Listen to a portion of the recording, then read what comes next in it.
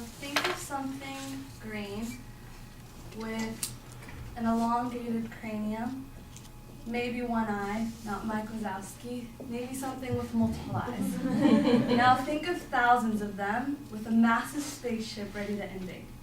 That is how Hollywood portrays aliens.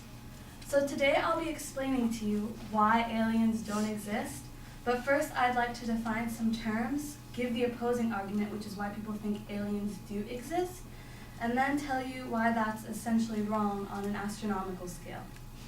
First of all, what is an alien? An alien is defined as something that's foreign to you, so essentially anything could be an alien, something that you're not familiar with. So we're going to talk about aliens, except these are going to be aliens that are foreign to our planet Earth. Second, I'd like to define the term life. Life is something that could reproduce. And that's a pretty broad definition because even bacteria can reproduce. But we are not only searching for life, we're searching for intelligent life. And intelligent life is defined as something that could use tools. So think of how many species of intelligent life there are on Earth. There's only one, humans, because we can use tools. And intelligent life is also something that has like a system of communication and something that can advance and, move forward and progress and have technology, which is what humans are. So NASA defines intelligent life differently, though. NASA defines it as something that can communicate over interstellar distances. So that is basically what we're doing right now. NASA's constantly sending out signals into space, promoting planet Earth, and basically into the void of space, trying to see if we can get something back. So far, we haven't gotten anything, but that's what they're trying to do. They're trying to contact another intelligent life form. Now, the reason lots of people keep bringing up notions of alien existence is the failure to grasp the history of it. Because they might say, oh, well, the universe is huge, so there's got to be something else out there. And yeah, the universe is big. If you were to imagine it the size of this classroom, the visible universe, Earth would be on my finger, and we've only really explored the first 17 light years, which is about 2% beyond Earth, which really isn't that much.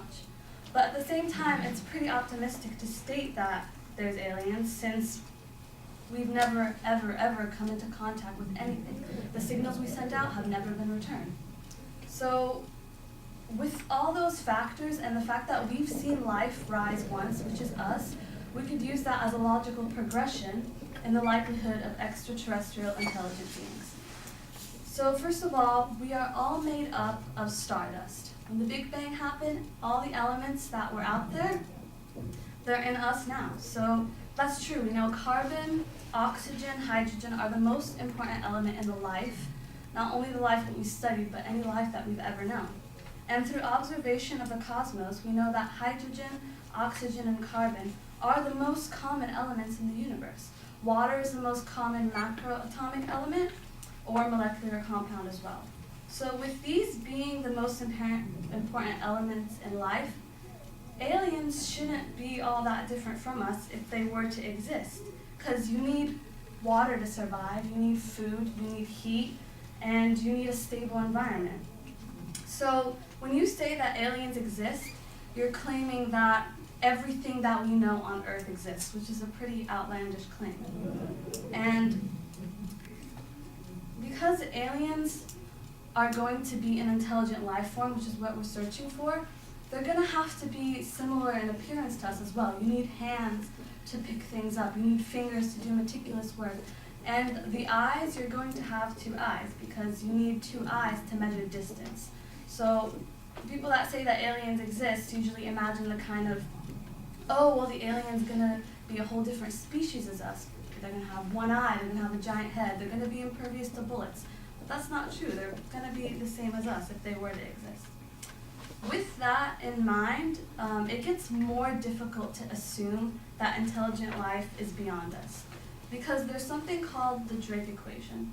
To start, it takes about 100,000 years for a species to rise and colonize the galaxy, because the galaxy is 100,000 light years in diameter. And How many opportunities have there been in our galaxy for an intelligent species to rise and colonize? We've been around for a long time. Since the dinosaurs, it's been about 65 million years.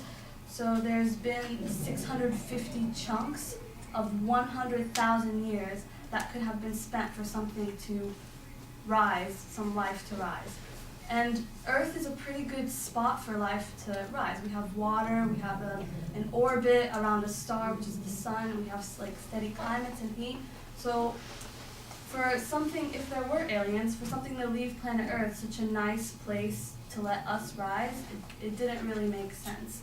So with that in mind, that means that there hasn't really been anything around for 13 billion years besides us and perhaps the dinosaurs.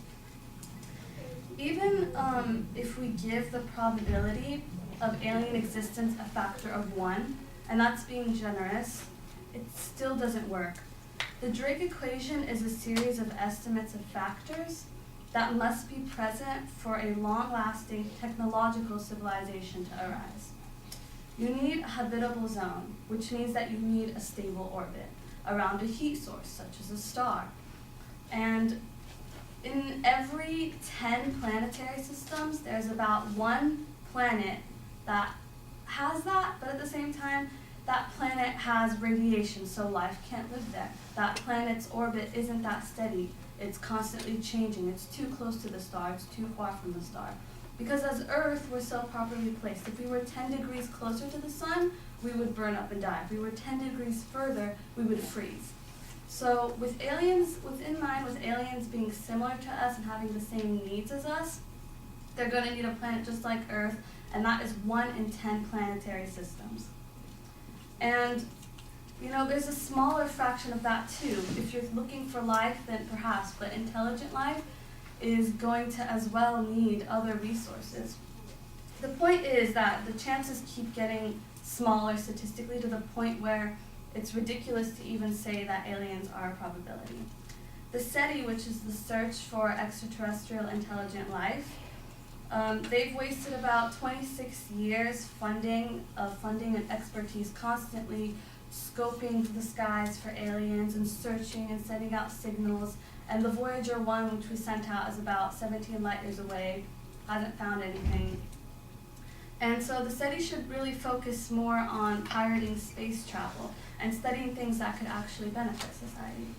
So ultimately the SETI, which is the search again for extraterrestrial intelligent life, is a gigantic waste of time, effort, and resources when we could be perfecting other areas of astronomy and science. So in total, the aliens are not out there waiting for us, and thus do not merit further research unless proven to exist.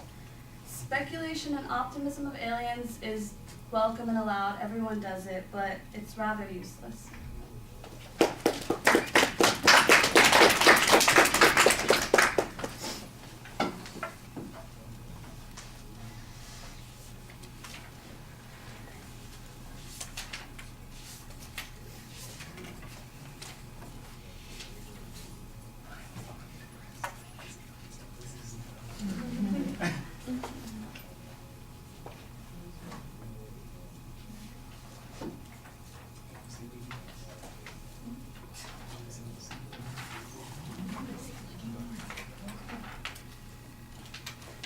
So ET is not real? ET's not home. All right. Ray, what did you think? From a projection standpoint, I think you did a pretty good job at not pausing. I noticed a lot. Staring at the audience, you did a really good job at keeping focus, but it's a little bit of nitpicking. The pink note cards did become a little bit of a distraction. And I know it's me nitpicking, but and also you did mainly focus your attention to the other side of the classroom. Something that I also nitpicking on. Your introduction was really well thought out. I like the Mike Wazowski shout out. It brought everybody's attention. The only problem probably would be the body, because I feel like it's already a tough subject in itself, and there's so much information for the audience to digest. So at some points it did become a little bit confusing, but I feel like you did a really good job at condensing everything and doing your best to make sure that the audience was on their toes about everything and making sure they understood everything. And the conclusion was also there, so it did help out a lot. All right. Yeah, I'll go along with a lot of what you said. I do think that the eye contact was a little inconsistent, sometimes up, sometimes off to the side. Needs to be distributed a little bit more. I thought your voice, though, was projected pretty well. I did think that your attention device at the beginning was pretty effective. You could probably start off with a more specific, for lack of a better phrase, attack on SETI and what they've spent their money on, and explain why that makes this important. You know, it's not just whether or not you want to believe in something. The question is whether or not you want to spend money to support people in believing something that's not likely to do this. If we're talking about wasting, for instance, $70 million a year on the death penalty, well, how much are we wasting searching for intelligent life in outer space? It might very well be an equivalent kind of dollar amount, and the chances of us having an alien encounter are probably a lot less than making sure that a guilty person gets punished in a particular way.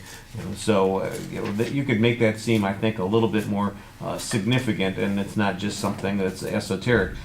You mentioned the Drake equation, but you don't really completely explain it, and with the numbers that you present, with the reducing chances at every particular point, remember there's a context in which you have to look at this, and when people use the equation to figure out the likelihood of extraterrestrial intelligence, they're usually coming up with some kind of estimate or guess of probability, and it's not zero. So what you have to do is show that it's the fact that it's so close to zero makes it a waste of our time and energy, at least at this particular point. Look, we can't do the things that we're expecting extraterrestrial intelligence to do. We can't communicate across vast expanses of space. We can't travel all those distances. We don't have any way. The closest we come to making ourselves known is, SETI sending out radio signals, and that's about it. And how far are any of those things likely to project? The same kind of question comes up. How likely is it that on some other side of the universe there's somebody who's doing the same thing? I think that's the way you want to visualize that at the end. All right, thank you.